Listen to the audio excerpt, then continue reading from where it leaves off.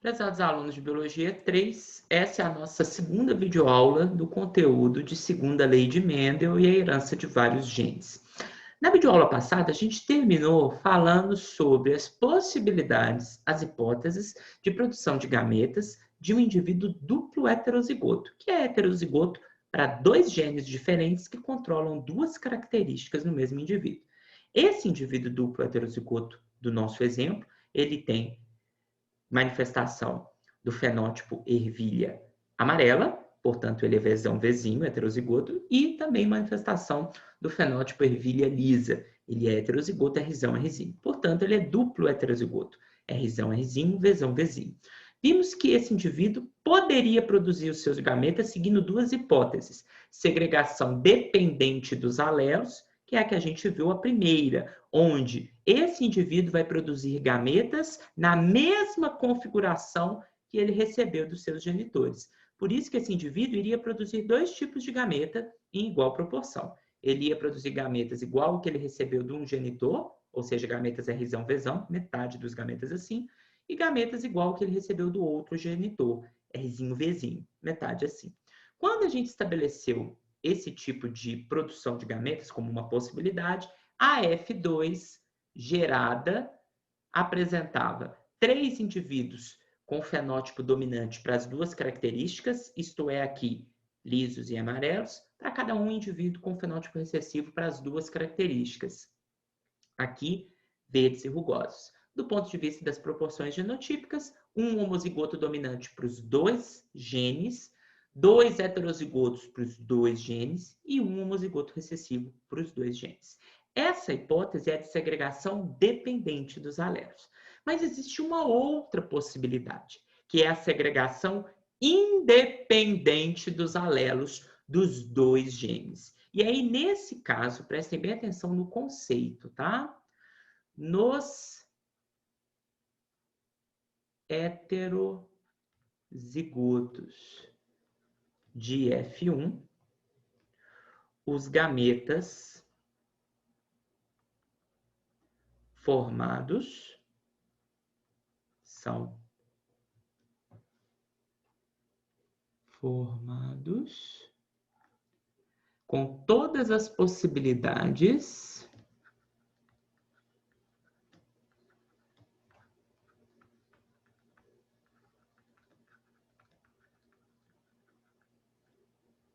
de A dos alelos possíveis. Relembrando apenas que cada gameta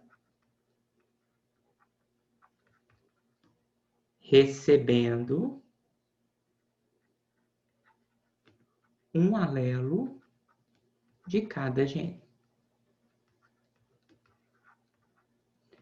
Então, pessoal, se a gente prestar atenção, o que vai acontecer? Nessa segunda possibilidade, nessa segunda hipótese de segregação independente, o indivíduo duplo heterozigoto, esse Rzão, Rzinho, Vzão, Vzinho da F1, ele vai produzir todos os gametas possíveis, todas as combinações de gametas possíveis, só que respeitando a primeira lei de Mendel, em que em cada genótipo, cada gene, o parzinho de alelos, na hora de produzir os gametas, vai se separar. Então, sempre o gameta recebe um dos dois alelos do genótipo para aquele gene.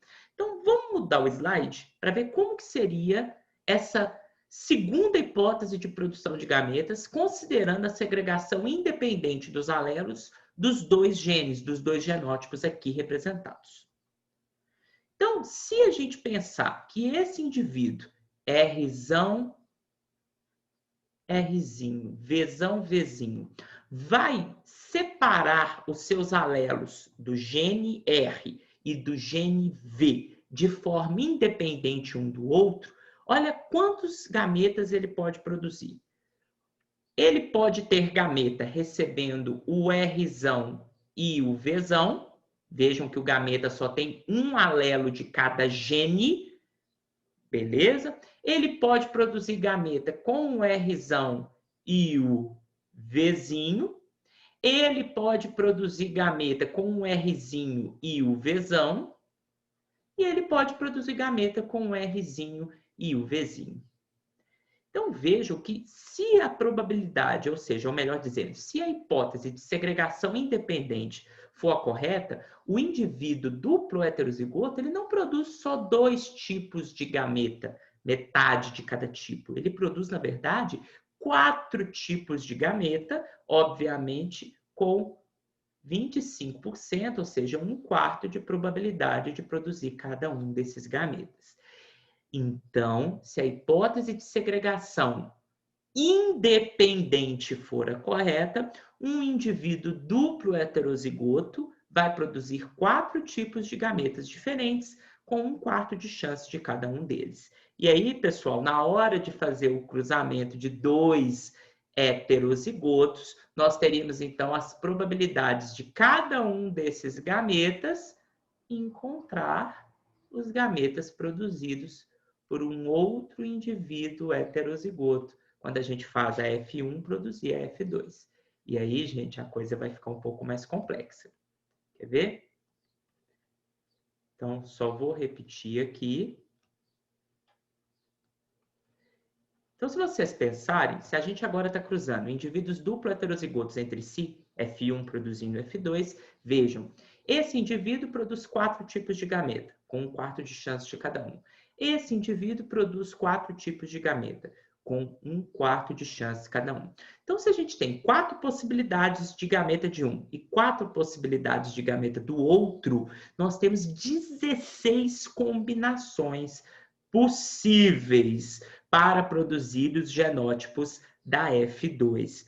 Só que eu não vou mostrar todas essas 16 combinações aqui agora. Eu vou mostrar para vocês qual que é a proporção fenotípica, ou seja, entre os fenótipos que foram produzidas na F2 desses cruzamentos, ok? Então, observe com muita atenção qual foi o resultado obtido, qual seria o resultado obtido se a hipótese de segregação independente dos alelos, que é essa, em que os alelos do gene Rzão se segregam de forma independente dos alelos do gene Vzão, e, dessa forma, 4 tipos de gametas são produzidos no indivíduo duplo heterozigoto. Vejam com atenção o que seria observado na F2. Então, quando a gente pensa nessa hipótese de segregação independente, nós temos a cada 16 indivíduos da F2 produzidos, 9 indivíduos que têm fenótipo homozigoto, fenótipo dominante para textura da semente, isso quer dizer que eles são lisos, e cor da semente, isso quer dizer que eles são amarelos. A cada 16 indivíduos, 3 deles têm fenótipo dominante para uma característica e fenótipo recessivo para outra no mesmo indivíduo. Então, esses indivíduos, por exemplo, têm textura lisa e cor da semente verde. A cada 3 indivíduos de 16 produzidos, troca. Ele tem o fenótipo recessivo para uma característica e dominante para a outra. Nesse caso aqui, são indivíduos que têm a textura rugosa, recessiva, e a cor amarela, dominante.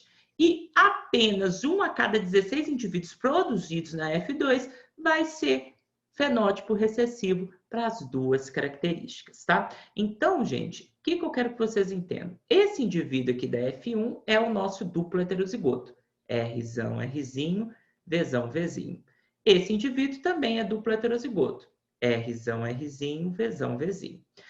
Considerando a hipótese de segregação independente, esse indivíduo produz 4 tipos de gameta. Rzão, Vzão, Rzão, Vzinho, Rzinho, Vzão, Rzinho, Vzinho.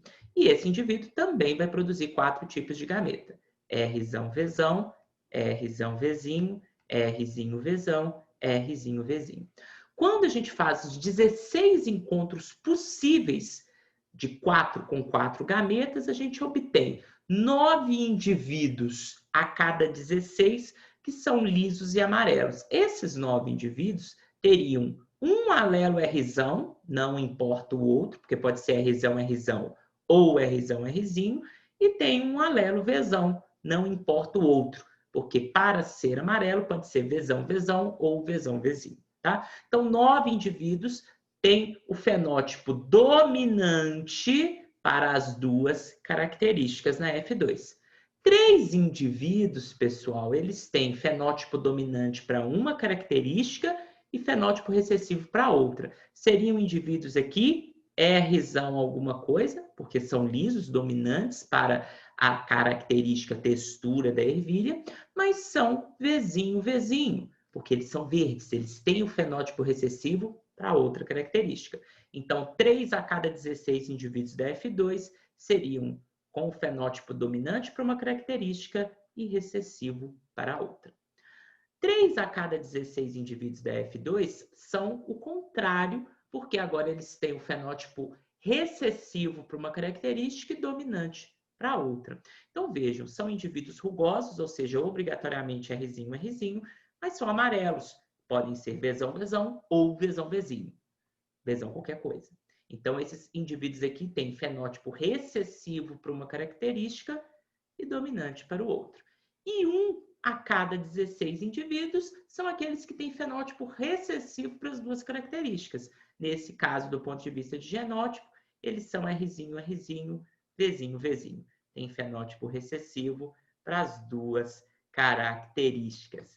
E aí, é óbvio, né, que vocês já devem ter sacado, porque como o mundo não é simples, a hipótese que é a verdadeira, ou seja, a segregação dos alelos dos dois genes, do gene R e do gene V, nos indivíduos F1, é a segregação independente, que é essa que eu mostrei por último aqui agora. Então, a segregação dependente dos alelos, ela quase sempre não ocorre, mas nas próximas videoaulas eu vou apresentar para vocês quando que essa segregação dependente pode acontecer. Mas na maior parte dos casos que a gente vai estudar, a segregação dos alelos de um gene é independente da segregação dos alelos do outro gene. E aí, o que a gente vai observar na F2 do cruzamento de dois indivíduos duplo heterozigotos vai ser essa proporção fenotípica de 9 para 3 para 3 para 1. Acostumem-se com ela.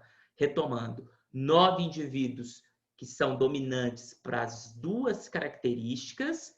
Então, a gente sempre vai representar um alelo dominante traço, outro alelo dominante traço, porque pode ser homozigoto ou heterozigoto. 3 indivíduos que têm um fenótipo dominante para uma característica e recessivo para outra, alelo dominante traço, recessivo, recessivo. 3 indivíduos que trocam, eles são recessivos para uma característica e dominante para outra. Então, a gente coloca alelo recessivo, recessivo, um alelo dominante traço. E 1 a cada 16 indivíduos, que representa o duplo homozigoto recessivo. Rzinho, Rzinho, Vzinho, Vzinho, todo recessivo, que vai ter os dois fenótipos recessivos. Na próxima videoaula, a gente vai usar uma estratégia que é associar aquelas regras de cálculo de probabilidade com os genótipos desses indivíduos duplo heterozigotos. E vocês vão ver que vai ficar muito mais fácil quando a gente entende que se a segregação dos alelos é independente para dois genes, a gente pode trabalhar com esses genes em separado e aplicar a nossa famosinha regra do I, que é a regra usada para o cálculo de 2 ou mais eventos independentes acontecerem ao mesmo tempo. Por isso que a gente gastou aquele tempo trabalhando sobre as regras de probabilidade. Então, na próxima videoaula, a gente vai associar regra do I com segregação independente dos alelos de dois genes. Até a próxima videoaula.